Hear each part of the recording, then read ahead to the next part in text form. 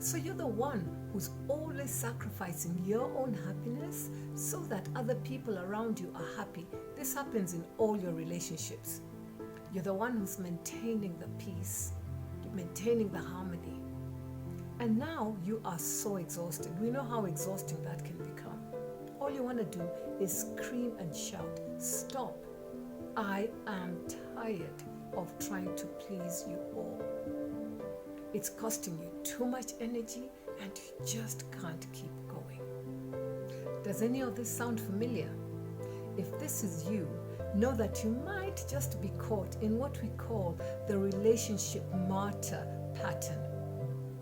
Hi, my name is Shibera Katza, clinical psychotherapist. And today what we're going to do is we're going to look at why we yearn so much for people to like us when we go into the pleasing space, so that we can understand why we behave the way we behave, and we'll try and break those patterns. Because at the end of the day, it is so exhausting, and what it does to you is actually push your self-esteem down. This is because you keep on changing to become what people want you to be, or rather actually what you think people want you to be. So in a way, we are colluding with the process within us that's telling us, I need to be liked, I need to be loved, and if I'm not, well, what am I worth? So we will look at how we can break this pattern so that you can feel empowered to actually be real with people and be a much happier person. I mean, we all want that, don't we? So, what is the relationship martyr?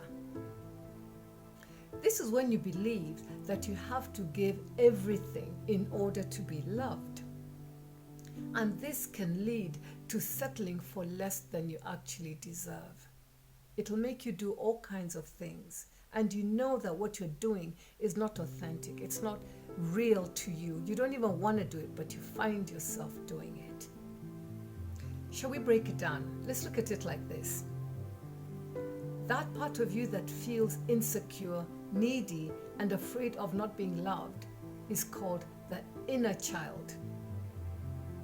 So when you get into that space where you are pleasing and you're trying to keep peace and create harmony, it is that inner child who is feeling insecure, needy, and afraid that they will not be loved.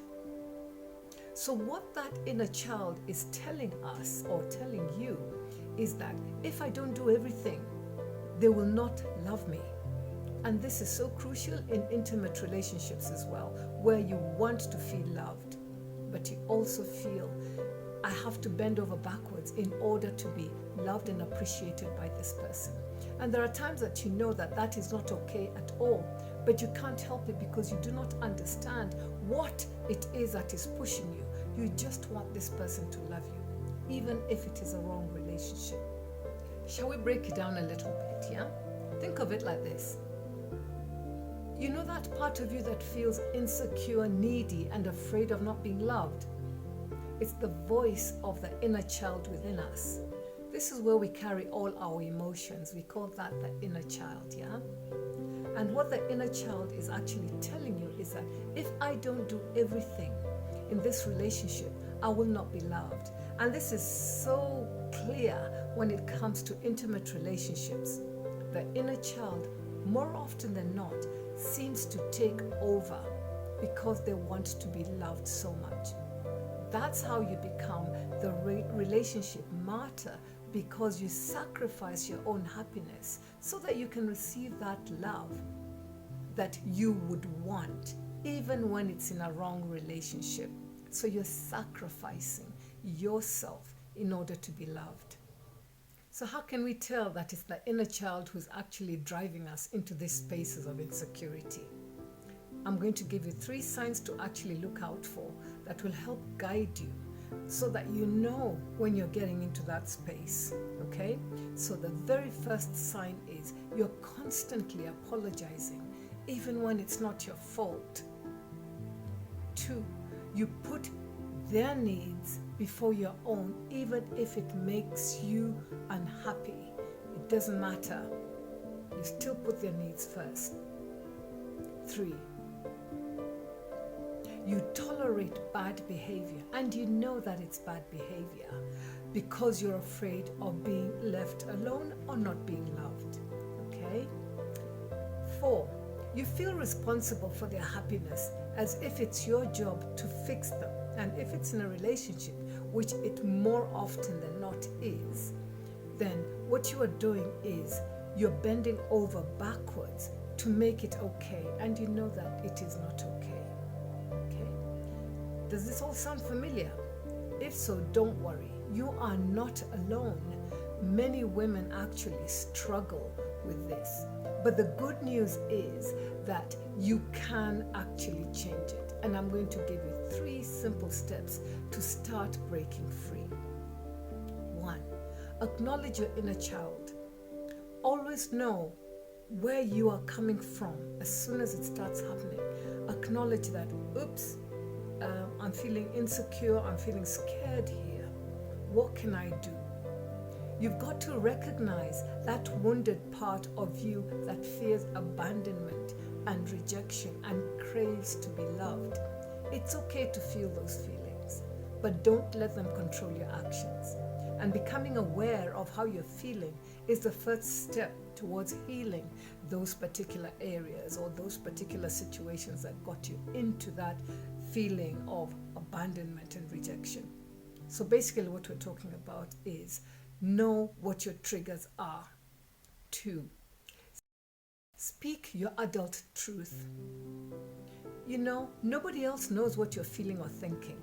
And if you can't express yourself, if you can't make your voice heard, guess what? People are just going to ignore you and they're going to step all over you. So it's so crucial to actually express your needs and your desires clearly and calmly. Remember, we're in adult. We're not in the inner child. We are now deliberately and intentionally driving our emotions, or rather the way that we are interacting in that particular situation that makes you feel insecure. Yeah? And then practice saying no. You've got to learn how to say no when you need to and without an apology. You haven't done anything wrong. I had one instructor who actually told me, you know, when you tell people no, they're not going to drop dead. It's us who are usually afraid of telling people no, because again, we want to get into that pleasing. If I say no, then what's going to happen? They're not going to like me or they're not going to love me. Practice saying no. It's a very big one when it comes to being a relationship martyr. If you can say no, it means that you've actually started your journey of not pleasing people in order to be liked and to be loved. Okay? And then the last one is prioritize your own happiness. No one is going to prioritize that for you. If you cannot do it for yourself, why should anybody else do it for you? Okay. What happens is that we get into that space of, so and so makes me happy, such and such a person makes you happy. Actually, that is not okay. You need to be able to make yourself happy. So, how do you do that? Make time for self-care. Do the things that you enjoy doing. Get your own me time and just enjoy what you're doing. It doesn't have to be with other people. That then is not self-care. You need space, time for just you. Just you in that to reflect, to just be quiet and hear yourself, you know, whether it's reading, whether it's just individual activities. The other thing is try and do things that you love to do. You know, we've all been given amazing gifts, amazing talents, and things that we just love to do. If you have been giving so much out all the time, the pail gets emptier and emptier and emptier. So what you need to do is, with the things that you love to do, you start putting them into yourself, not other people to fill that up. It's about you becoming the person that you are meant to be by doing the activities that are just you, that you love to do. Okay? So that was the last one. Just prioritize your own happiness, because no one's going to be happy for you. Why should I care more for you when you don't care for yourself? Look out for yourself, because no one is going to do it as well as you.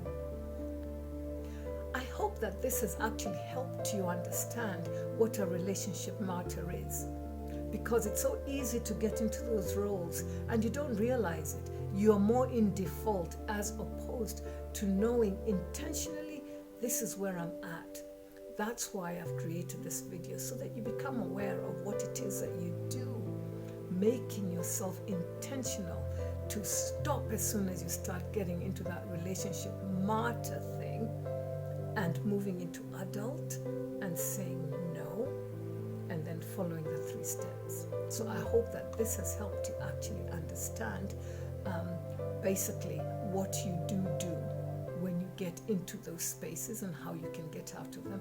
Consequently, be a lot happier. So if you are ready to dive deeper into this and truly transform your relationships, I invite you to please check out my free Becoming a Savvy Self-Aware Woman assessment form, where you learn how to start reclaiming your power and create the love that you would like to have and the life that you deserve. All you have to do is click the link below and you'll be able to get a free copy. Go through the assessment and find out just how self-aware you are. This is because being self-aware actually helps you learn and grow and bring all the things that we push away, i.e. our baggage, we bring them forward so that we can actually deal with them. This is empowering in our lives all round. So be sure to click the link below. Also, if you have found this video helpful, please like it, subscribe it, hit the notification button so that you don't miss any of my future content. Okay, so till then, God bless you.